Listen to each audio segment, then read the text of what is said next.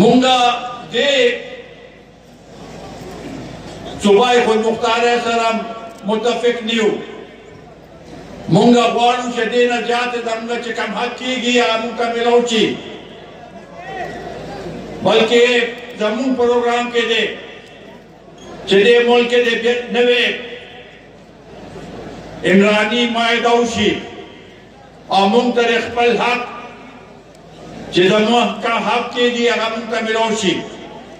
نه بیا به مونږه دا خپل خلک دا خپل نوجوانان دا چې کم نن دلته راغلي دي هغوی له روزګار ورکړی شو. مونږ خپل وخت کې روزګار ورکړی، روزګار هم چا نه اخیستی نو. د دوی په شان دي چې 60 لاک خلکو نه روزګار واخیسته. مونږ دې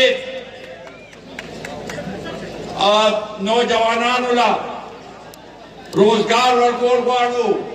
مونږه دا خپل سټوډنټانو له خپل حق ورکول غواړو. زه د سند حکومت د دې فیصلې ستاینه کومه چې هغوی په سټوډنټ یونین باندې پابندي ختم کړه.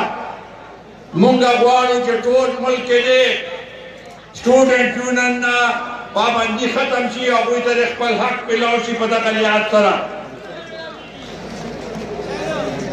15 اگست باندې چې دې خطې کې کم صورتحال جوړو هغې سره مونږ ټول متاثر شوي یو.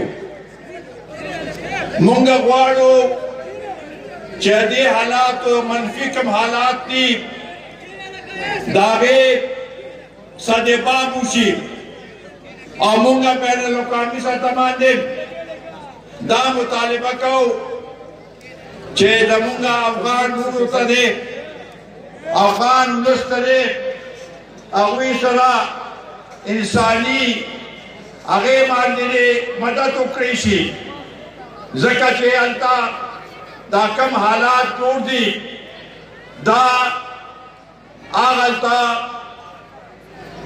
بچی زنانه په سړکونو باندې ناست دي او سب بې یارو مددګار دي.